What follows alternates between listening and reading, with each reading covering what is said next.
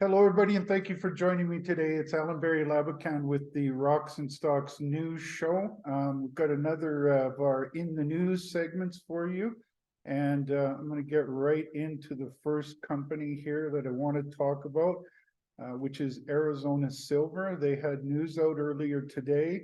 The headline from that news is Arizona Silver drills 102-meter mineralized interval below deepest previous hole on the Philadelphia Gold Project in Arizona. This is an epithermal gold-silver project in Arizona. And they say that the drill was designed to test the down dip and easterly extension of vein and stockwork mineralization intersected some 30 meters away in the deepest previous hole. They talk about 102 meters at 0.716 grams per ton gold and 4.56 silver from 182.3 meters to 284.45. At the top of that intersection, they hit a high-grade intersection of 3.2 meters of 6.2 grams per ton of gold. Deeper in the hole, they hit a meter of 4.04 grams per ton gold, and down the hole towards the bottom, 6.49 meters of 1.91 grams per ton of gold. And I would also highlight that they talk about these intervals being in the brecciated vein. Okay, so why that's so important is that when you're in the brecciated vein part of an epithermal vein system, you are still above the boiling zone of that epithermal vein. And what is also important to point out is that brecciation is broken up rock. And then in that broken up rock, you get pieces of quartz, which contains the gold in it. And you can think of it sort of like a polka dot dress, if you will. The polka dots, think about a black and white polka dotted dress. The black parts are the certain polka dots are where you have your quartz. And then the rest is the brecciated rock that quartz made its way into. Now, when they assay this stuff, they cut that core, and so you're going to have only a small percentage of it is the actual quartz veins with the gold in it. And then they take for assaying, they take a small portion of that and they assay it. So what you have to realize is in the brecciated part of the vein, you're getting a lot of dilution of the matrix rock that's around those that quartz veins. And what really blows me away is that in the brecciated portion of the vein, so you're still above the boiling zone, they're getting anywhere from high grade to bonanza grades of gold in that brecciated part of the vein. And even further, if you wanted to get even a more representative sample, you could do what's called metallic screening of that material, which is much more representative because they take that half core and then they crush that all up and then they put it through these screens that will grab the gold. You've got a bigger sample and it's more representative, but nonetheless, in this brecciated part of the vein, you're already getting high grade to bonanza grade gold mineralization in what I would consider is diluted parts of the vein. Now, for me, the big story is getting deeper into this system and finding the solid quartz part of the vein. And what really has me excited, and I'm going to make a pretty big statement here, and I don't make it lightly, is that projects like the Hishikari epithermal vein in Japan don't come along very often, maybe once every 50 years or so. And based on what I'm seeing with this high grade to bonanza grades of gold in the brecciated part of the vein, suggests to me that they could be looking at something like a Hishikari. When you're getting that that high grade into the what would be diluted parts of an epithermal vein system, it's suggestive of a very long-lived and powerful gold mineralizing system. And that's exactly what I think that they have. Now, I'm not saying that they have another Hishikari, but what I am saying is that they have that kind of potential. Now, we'll know more about that as they get into the more consistent, as they get deeper and they get into the more consistent quartz, because then you don't have the brecciation part and you're into just pure quartz. Here they have the distribution of the gold. As you go down, you can see excellent grades in the brecciated part of that quartz vein, which is very exciting to me. There's a couple ways you can look at this project. One is that they have drilled a lot of gold near surface that could be what you could look at as an open pit type scenario. They have evidence that there could be a big one, a significant size to this system, because there is what's called Red Hill, is right above where they're finding all this gold. And this is Red Hill is a big alteration zone. So there is size potential. It still remains to be seen, but I think the real prize for this project is to get deeper into the system and get into that more competent quartz veins of an epithermal vein system. And what I think you'll see as they get down into there is that, first of all, I would highly recommend they do metallic screening, because that's a more representative grade profile for the veins. I think that there's a potential that they, and this is the geological model, that they can pinch and swell. As you get closer to the heat engine that caused the mineralization, you're going to get better and better grades. And then if you get into the more competent quartz, you're not going to get this dilution in the brecciated vein part of the system. But the bottom line for me is that, projects that you can honestly compare to the potential of a Hishikari are few and far between, but they do occur. You look at something like a Las Chispas mine in Mexico.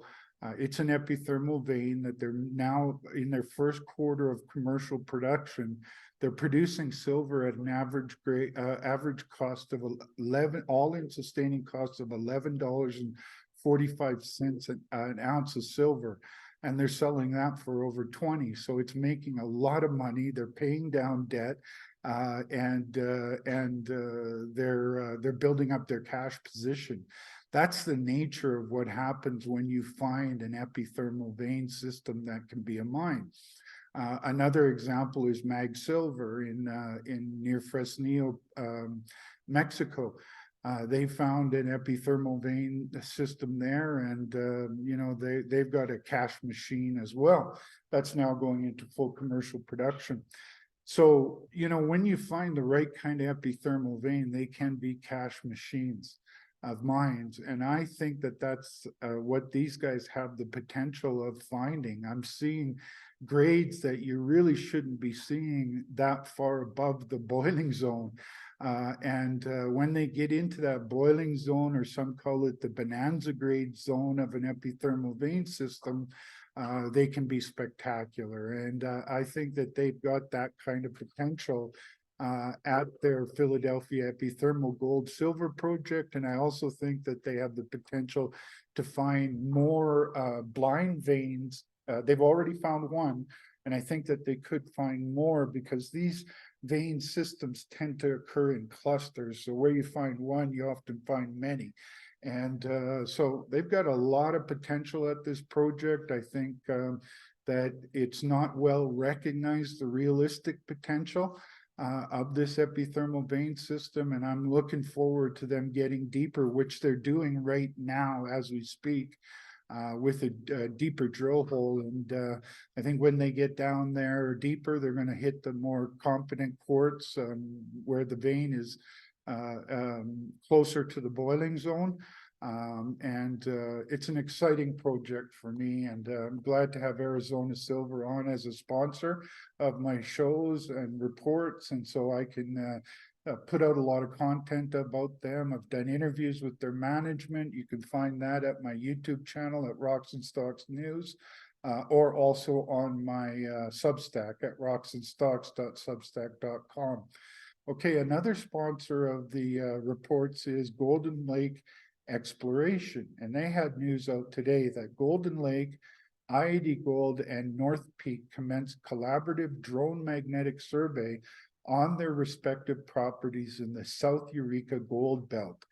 This belt is very exciting to me. It has a historical production in CRD's carbonate replacement deposits that happened around the 1860s to 1960s. And then things started to switch in Nevada, where CRDs weren't that interesting, and they were moving more towards these open pit, low grade, but open pit, high tonnage deposits. And then i-80 Gold made an important discovery of their at their project just to the north of Golden Lake and North Peak, called the Ruby Deeps, and it hit thick intersections of high-grade gold to the west of the old open pit called Archimedes. And then they last year around November, they started reporting on this bonanza grade CRD that they hit to the south of that old pit. They hit high grades of silver, lead, zinc, which is your common metals in a CRD, and it also had an overprint of high grade gold in it as well. So, you know, this area had, you know, signs that you're looking at over 1,000 to even over 5,000 per ton of the metal values in that core, which makes it some of the best numbers, not only in Nevada, but all of the world. And so i-80 Gold had all this success, and then right to their immediate south was the name is Paycore. And Paycore, then they were around the same time that i-80 was announcing their success on their Bonanza CRD. Paycore also hit a Bonanza CRD with the same kind of a situation: high-grade silver, lead, zinc, as well as an overprint of high-grade gold. And very similar looking numbers to i-80 Gold's Bonanza CRD. So then i-80 Gold bought out Paycore. It was a very good pick for my reports. They were a sponsor, as is i-80 Gold and Golden Lake were sponsors of my reports. And so Paycore, i-80 Gold consolidated all this ground. The boundary of their old claims was about here, but then they took over the Paycore, and that includes this FAD shaft, this stuff, all the way down to where Golden Lake is right here, and North Peak is right here, and Timberline is over here. Now, what's interesting is that the recipe for success in this area was to go where there was historical mining, and you have these network of faulting, which are your conduits for the metals bearing fluids to make their way up and create near surface deposits. And then they had the right kind of rocks, the right kind of structure, and they found their hilltop, which is right here. But as you can see, that faulting system continues, And here's the Jackson Fault that cuts right by the old FAD mine shaft. And here's where the FAD deposit is, and was the main reason for the takeover of Paycore by I-80 Gold. But then you look to, there's some historical holes to the north of that FAD deposit that suggests that that CRD is part of a bigger system. And up in here, you've got this big geophysical anomaly. So I think that what you have here and what you have here are similar, probably from a similar or the same heat engine that created this mineralization. So then you keep following it down and you get into this area. As you can see, there is the same kind of faulting, the same that goes through both North Peak and Paycore.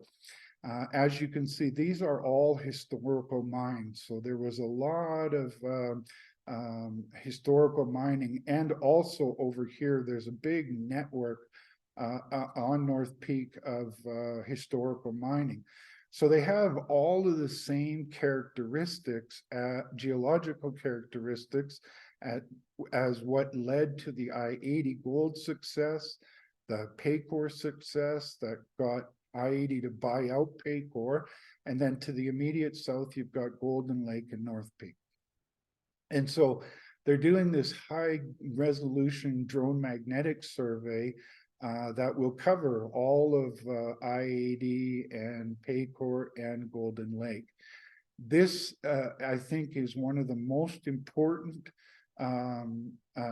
camps in all of Nevada, with that exceptional high grade that they're finding in these CRDs at I-80 Golds and Paycores, and all the evidence from historical mining, the faulting network, the right kind of rocks, that Paycore, or Golden Lake and North Peak have excellent potential in this area as well, as does Timberline. There was a lot of historical mining over here on their New York Canyon project, and there is a network of faulting that goes through here, and they've done some surface sampling and getting the same kind of grades as what you're seeing, showing the potential of what they have as well. So this immediate area from I-80 Gold, what used to be Paycore and is now I-80 Gold, Timberline, Golden Lake, and North Peak are in a exceptional part of Nevada that I'm very excited about. It's already turned out to be a great pick for me when I picked I-80 Paycore.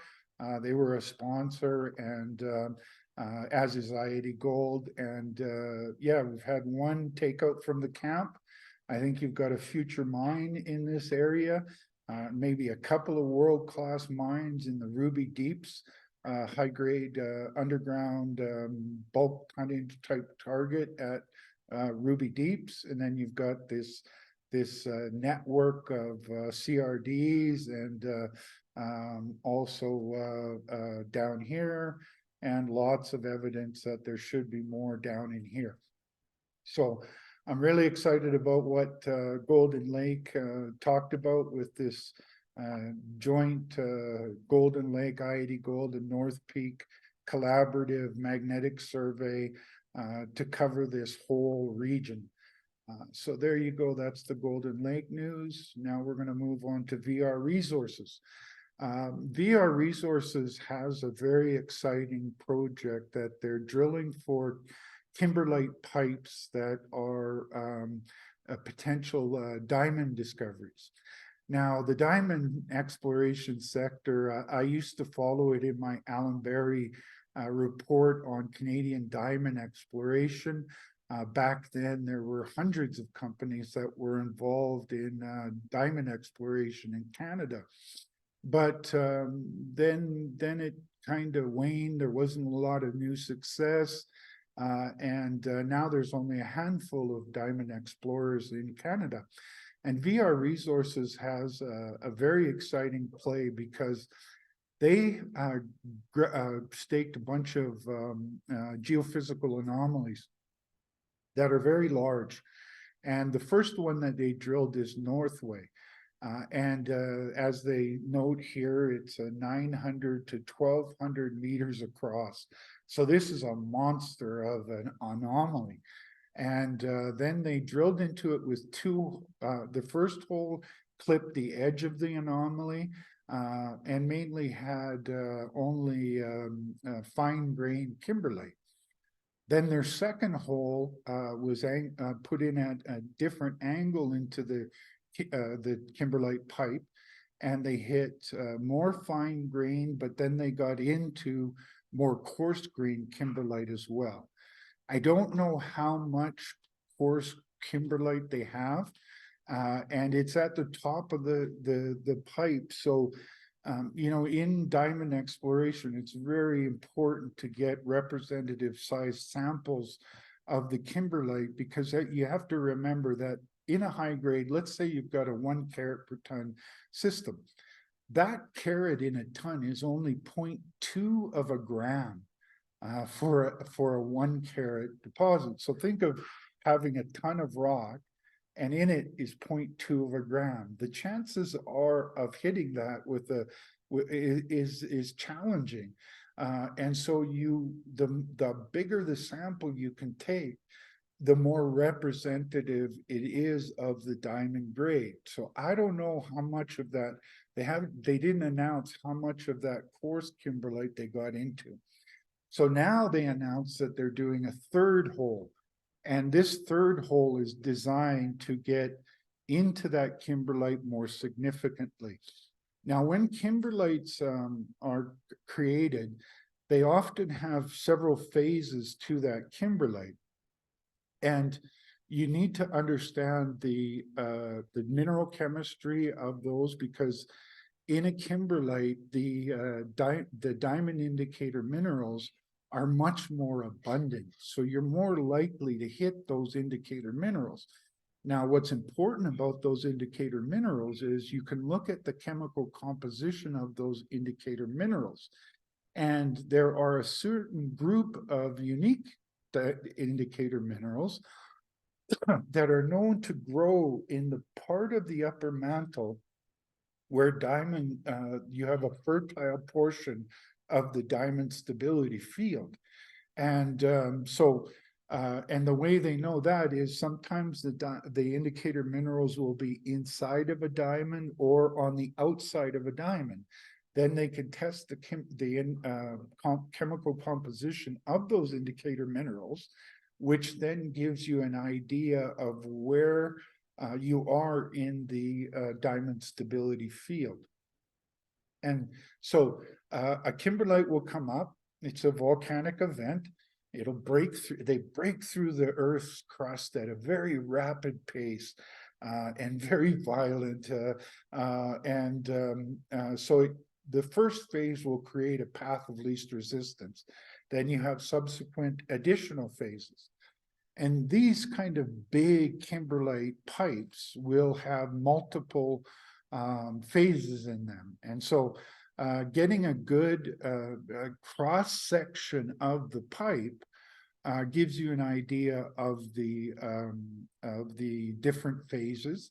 It also gives you an idea of the mineral chemistry, so you can get an idea of the diamond potential. And then you'll also, if you get a big enough sample in the right phase, you'll get enough diamonds that you can start to show the micro diamonds and hopefully macro diamond distribution curve. So all of these, the diamonds are a very statistical analysis kind of thing. And using the diamond indicator minerals and the diamonds themselves from a representative sample is very important.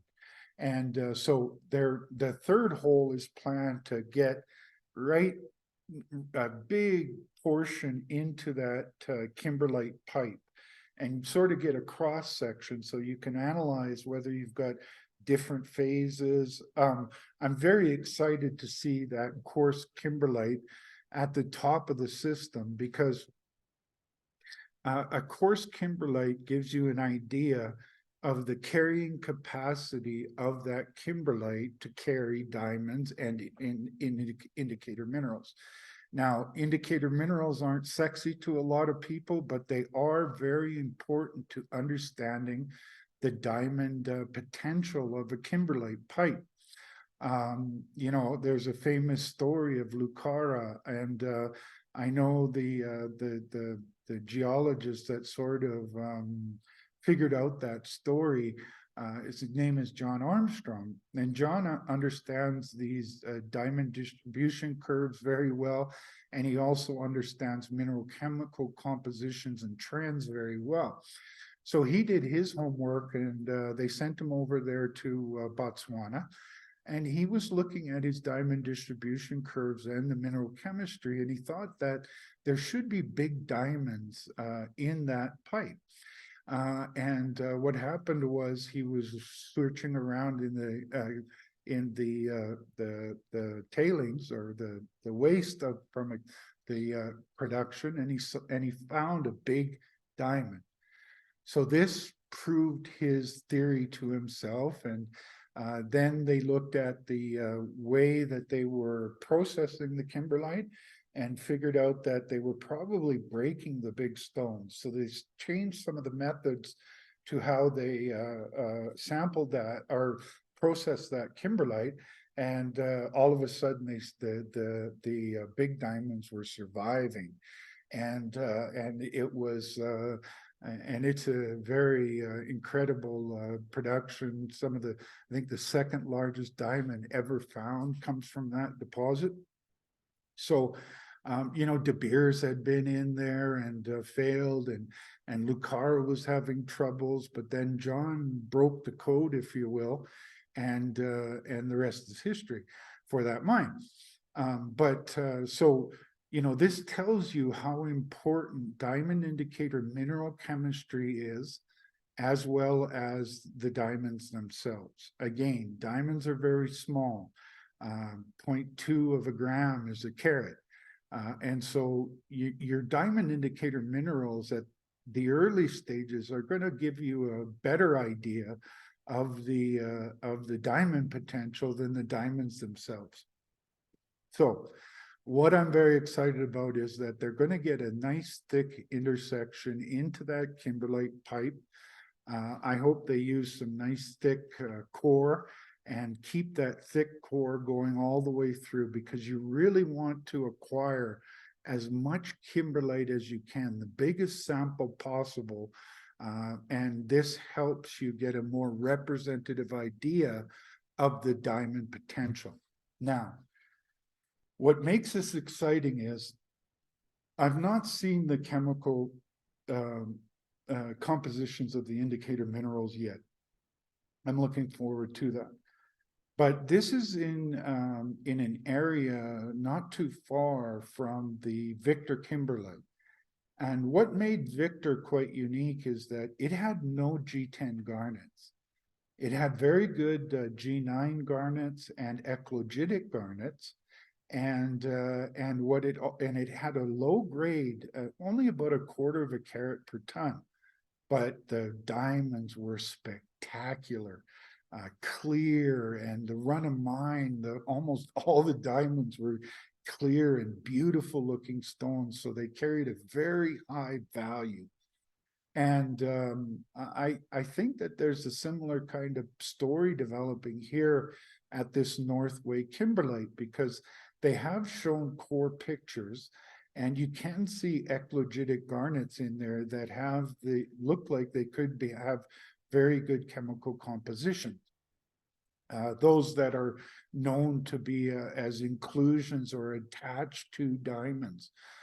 And so, you know, if they have something that is as big as Northway shows it can be, with diamonds that are anything like what was found at Victor, this will be it already is on the radar screen of many diamond experts. I'm fortunate to know quite a few of them because I spent 25 years in diamond exploration.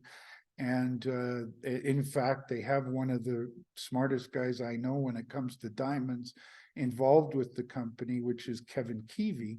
And he had a lot of his experience at the Diavik diamond mine, finding a lot of kimberlites there. And so yeah, as far as risk reward goes, you know, sky's the limit. If they find that this huge kimberlite is full of high quality diamonds, kitty bar the door, because every major mining company involved in diamonds will be looking at them, all kinds of investors.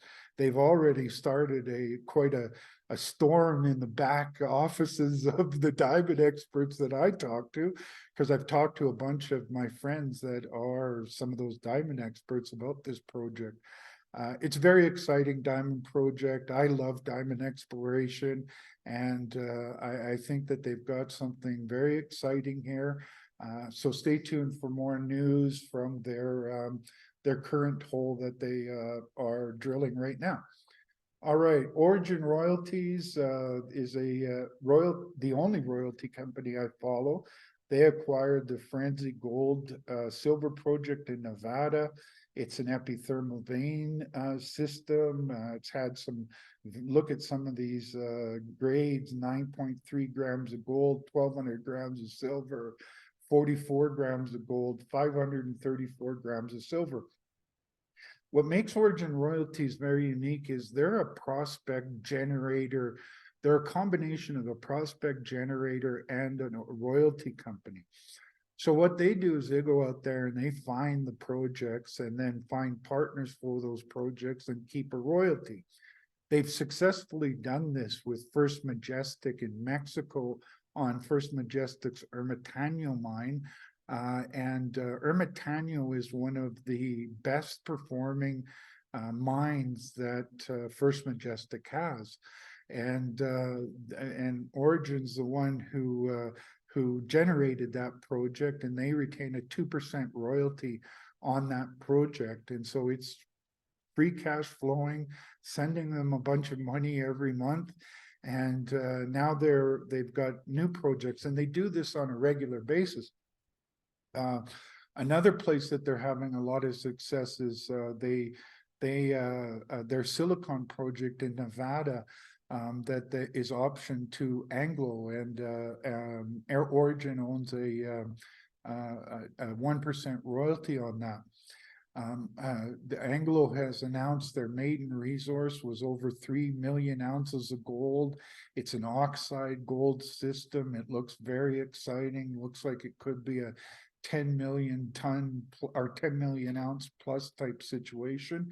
Orogen owns a 1% royalty on that, and I believe it's going to be a future mine that sends them a bunch of cash. And then they've got a whole portfolio of other projects that are in a similar situation. They went out, were project generators. They generated the projects, they partnered them out, and they own royalties in them. So this is a new acquisition for a royalty company that I think very highly of. Do your homework on them, and that's why I like what I see about Orogen. Summa Silver is they were a short-term sponsor of my reports. They are no longer, but I'm a big fan of two projects that they have. One is in New Mexico, and I've recently realized that I was kind of butchering the name of the project, so I won't bother doing it. I'm just going to call it the New Mexico project. They announced that they acquired, almost doubled their land position in the district. And here's a quote from Galen McNamara. He stated, and I quote, "Given our strong belief that the Mogollon, or Mogollon, I don't know how to say it, project could be one of the great precious metal rich vein fields left remaining in the United States. Increasing the size of the project largely through inexpensive claim staking was a key step for us. To the north, new veins and vein extensions have already been identified that are marked by the presence of historic prospect pits, portals, and shafts. These historic workings have long been forgotten and are likely well over a century old. To the south at the historic Deadwood mine, the company has acquired historic data showing zones of strong mineralization in the old mine workings that we are currently digitizing. So here was the original ground, and now they pretty much doubled it in the same kind of rock packages, same kind of structural story. Here's the old mining operations. Here's all the bonanza grade hits that they've made, still wide open at a long strike and at depth. Very exciting project, but that's not their only exciting project, because they're currently drilling on their Tonopah mining district project called the Hughes Project near Tonopah. And this was a place of significant historical mining, right basically under the town of Tonopah. That's why it was built there. And Blackrock Silver, who is a sponsor of my reports, is to the west side, and these guys are to the east side. And they've had a lot of success finding high-grade gold and silver on this project. And now here's the cluster, and it's in association to a significant geophysical area, chargeability high, resistivity high, and that's where they're focusing their drilling, is to understand that more. Here you see sort of a breccia unit where you've got broken up rock with the epithermal vein coming up into it. This would indicate that you're still above the boiling zone of the emerald target, but keep following it. You should get into that primary quartz vein.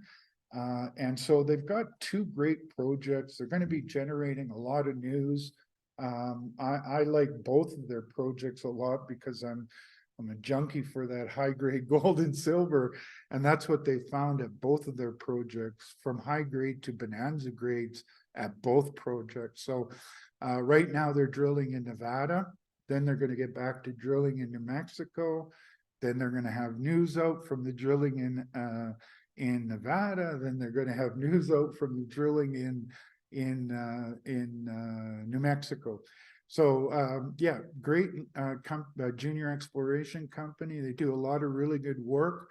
I'm very optimistic about that they're gonna have success at both Tonopah in Nevada and in New Mexico.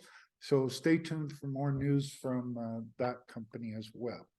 Alrighty, as I said, had some great stuff to talk about today. So the show went a little longer than I anticipated, but I'll in the description below, I'll show you where the various different companies are, and make things easier for viewers that want to just look into the specific companies. As always, my shows are for information purposes only. I'm not a financial advisor. I'm not making investment decision recommendations to buy or sell. I'm merely trying to pinpoint what, based on my 30 years of exploration experience, is telling you about the companies that I follow. And so it's important for you to speak with your financial advisors and do your homework on these companies. And that due diligence is really important. I just sort of think I can be a launch to your due diligence process. On that note, have a great day, and we will talk to you soon.